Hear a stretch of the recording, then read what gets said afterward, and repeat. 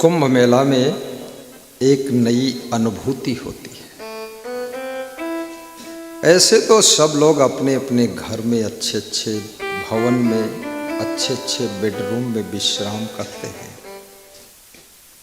पर कुंभ मेला का जीवन तपस्वी का जीवन है। जब तक यहां रहोगे 2-4 दिन, ये तपस्या है। और इस तपस्या में केवल शरीर की तपस्या नहीं, मन की भी तपस्या हो रही है। यहां आपके मन का कुछ नहीं होगा। तुम चाहते हो कोई धक्का न मारे तो भी 2-4 धक्का तो लगेंगे। तुम चाहते हो कोई शोर गुल ना हो, पिन ड्रॉप साइलेंट रहने की प्रैक्टिस है। यहाँ तो हल्ला गुल्ला होगा। थोड़ा मन में भी बहुत सहन शक्ति बढ़ती है। शरीर को जो आराम घर में मिलती है वो यहाँ आराम नहीं है। लेकिन फिर भी यहाँ आप सब तपस्या करने आए, ऋषि मुनियों जैसी जिंदगी जीने का अभ्यास करने आए हैं। हम लोग तो संत हैं ही, लेकिन आपको भी इस कुंभ के तप में गुजरना पड़ेगा। और यही तपस्या आपकी समस्या का समाधान बनेगी, समस्या का समाधान बनेगी।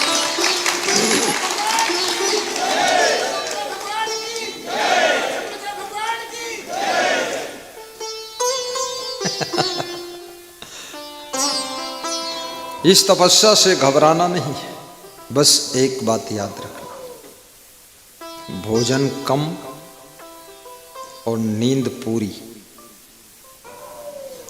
स्नान कम, सत्संग जरूरी। ऐसा नहीं वहीं बैठे रहो संगम में डुबकी लगाई, शाम को खून ठंडा हो गया। और बातें कम, सुनना जरूरी है। सेवा भी जरूरी है। नशा छोड़ना है। कुछ लोग सिगरेट पीते हैं।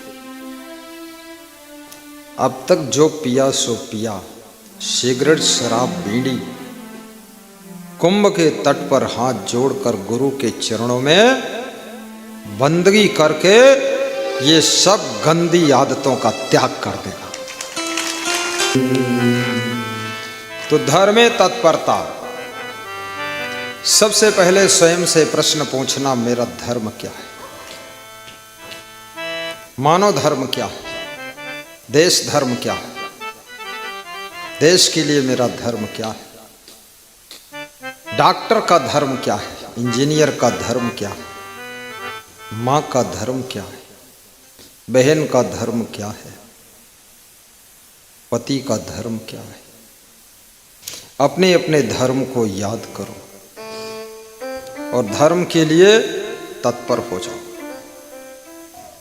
धर्म केवल पूजा पाठ ही नहीं है। आपके जितने रिश्ते हैं उन रिश्तों से भी जुड़ा हुआ धर्म है। पुत्र का धर्म माता पिता के लिए क्या होता है? कौन शिक्षा देगा? आज के 15 साल पहले लोग रामायण गीता पढ़ते भी थे। जब से मोबाइल आ गया, मोबाइल में ही लोग भिड़े रहते हैं। रामायण गीता भी पढ़ना बंद हो गया। नियम बना लो, 5 चौपाई रामायण की पढ़ लो रोज। आपको अपने धर्म का पता चल जाएगा। 2 श्लोक गीता के पढ़ लो। श्लोक ना पढ़ पाओ, संस्कृत का प्रोनाउंस ना कर पाओ तो ये अर्थ पढ़ लो उसका। कबीर के दोहे 2-4 पढ़ लो।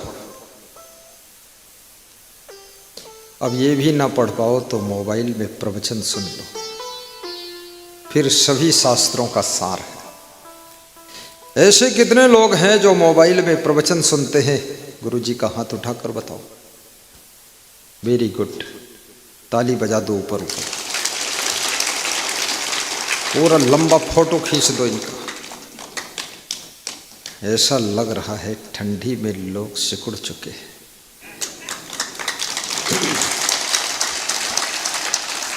सूर्य देवता भी आ रहे हैं। देखिए पीछे से लाइट आ गई सूरज की। मकर संक्रांति का पावन पर्व तिल के लड्डू खाकर मनाया जा रहा है। हमारे पास में भी सिंगरौली जिले से बराहपान गांव से महेश दास की माता जी और उनकी बहन आदि सब 5-6 डिब्बा तिल के लड्डू लाए थे। सभी संतों को पहुंचा दिया। तिल का लड्डू, आज अगर तिल का लड्डू नहीं खाया तो कल देखना क्या दशा होगी तुम्हारी।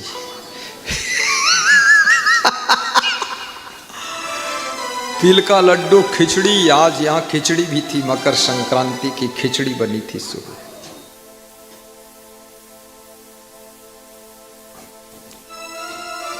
प्रेम की खिचड़ी है। सादा भोजन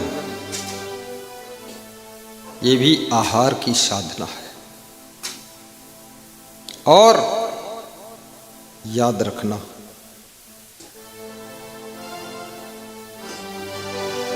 थोड़ा थोड़ा व्यायाम भी कर लिया करो। डेली समय निकालकर थोड़ा प्राणायाम कर लो, लंबी सांस खींचो। यदि 1 मिनट सांस अंदर रुक जाती है तो समझ लेना स्टेमिना पावर कंप्लीट है, इम्यूनिटी कंप्लीट। खींच के देख लो, घड़ी लगी मैं देखता हूं। अरे रहने दो, यहाँ ये सब क्या कर रहे हो।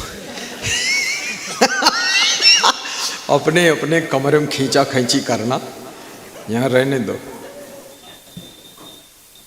लेकिन रोज सांस का प्राणायाम, अनुलोम विलोम।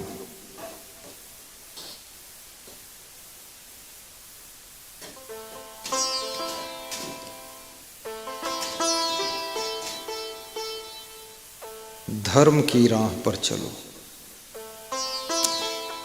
धर्म की पहली सीढ़ी धृति धैर्य है। दूसरा धर्म का सोपान क्षमा है। धृति क्षमा, दमो अस्तेयम। और तीसरी सीढ़ी धर्म की है दमन करना, अपनी इंद्रियों को काबू रखना। अस्तेयम चौथी सीढ़ी है धर्म की, चोरी न करना। चोरी भी बहुत विचित्र चीज है। सागर जिला मध्य प्रदेश के राजा साहब कह रहे थे, मेरे पिता ने सिखाया था बेटा कभी लालच न करना, चोरी न करना। तो उन्होंने बताया कि मैं मेला देखने जा रहा था और रास्ते में 20 रुपया किसी के गिर गए। गिरते देखा मैंने, किसके गिरे। जब गिर गए तो मेरा मन थोड़ा ललचा गया और मैंने 20 रुपये उठाकर अपनी जेब में रख लिया। तो गुरुदेव ये चोरी ही मानी जाएगी, क्योंकि जिसके रुपया गिर रहे थे मैं देख रहा था, मैं छोटा था, मेरा मन ललचा गया। मैंने उसको नहीं दिया बल्कि अपने पास रख लिया। हमने कहा फिर क्या हुआ? बोले फिर जो हुआ वो सुनने जैसा हुआ। क्या हुआ? बोले घर लौट कर आया तो मेरे 200 रुपये गिर चुके थे।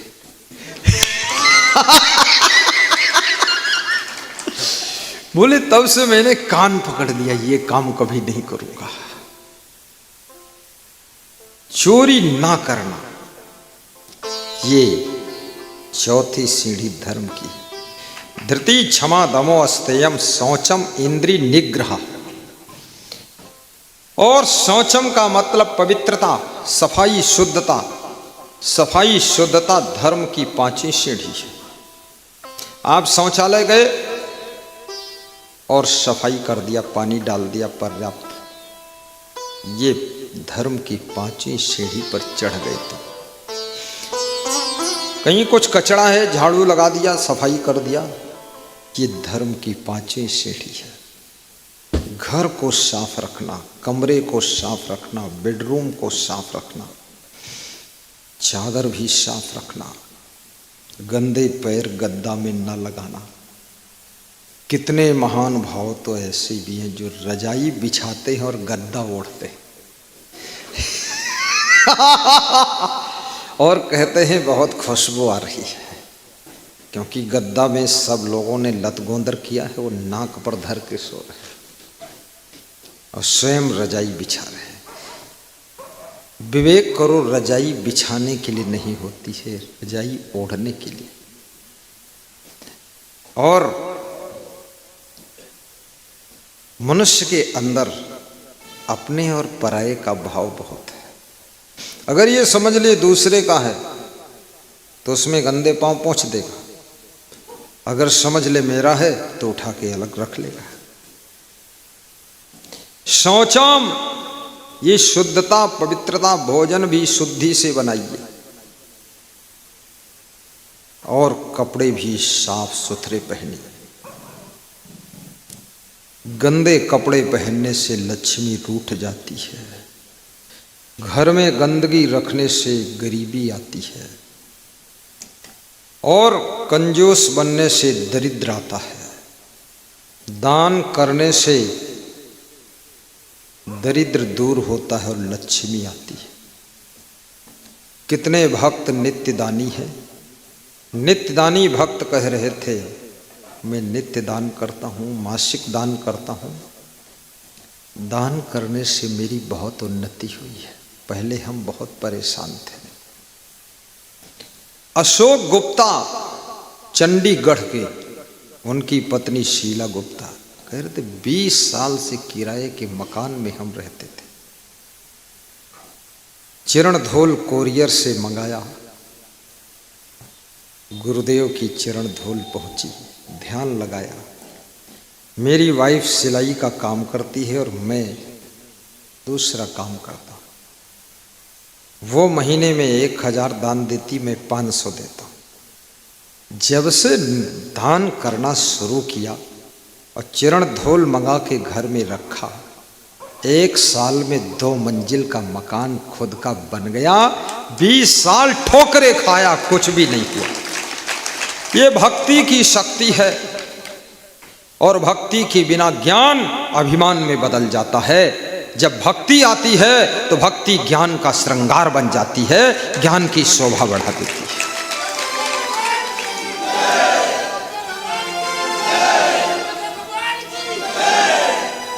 विभीषण में भक्ति थी, ज्यादा ज्ञान नहीं था, वेदों की व्याख्या नहीं किया, शास्त्रों का मर्मज्ञ विभीषण नहीं बना, लेकिन भगवान के प्रति भक्ति थी, श्रद्धा थी। और रावण के पास में वेदों का ज्ञान था, वेदों की व्याख्या किया, रावण के पास में गुरु की भक्ति नहीं थी। तो रावण जो है अभिमान से भर गया और विभीषण भक्ति के माध्यम से भगवान के श्री चरणों में पहुंच करके सम्मान से भर गया, सम्मान से भर गया।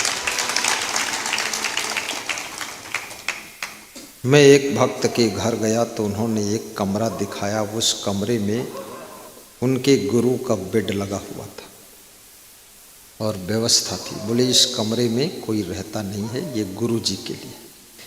लेकिन गुरु जी कभी आए नहीं, फिर भी ये उनके लिए। और अब संसार छोड़कर चले भी गए तो भी उनके लिए कमरा है, बिस्तर बिछा हुआ है और सब फिट है, बेड लगा है, सब व्यवस्था ठीक है। तो मैंने देखा कि इनकी श्रद्धा कितनी ज़्यादा है। लोगों का गुरु जिंदा है तो भी कोई कमरा उमरा नहीं है, गुरु के कमरा में तो लोग भूसा भर देंगे ऐसा ऐसा आदमी है। एक कमरा उन्होंने बनाया, उससे मैंने सीखा, देखो उनके गुरु तो नहीं, लेकिन भाव रूप में, सूक्ष्म रूप में उनके मन में ऐसा लगता है मेरे गुरु मेरे घर में इस कमरे में निवास करते हैं और उनके आशीर्वाद से सब कुछ बनेगा। उस भक्त का नाम, वो कानपुर के रहने वाले हैं, उनका नाम सफल कुमार गुप्ता है। IAS रैंक के व्यक्ति है और यहाँ कहीं छुप के शायद बैठे होंगे तो खड़े हो जाए। ये है, इनके घर में देखा था मैं। सब पीछे देख रहे, बेचारे ढूंढ रहे। हाँ, खड़े करो। ये भाव की भक्ति होती है। जिस भक्ति में भाव नहीं वो भक्ति मुर्दा है, और जो भक्ति भाव से भरी है वो भक्ति जिंदा भक्ति है, वो भक्ति जिंदा है।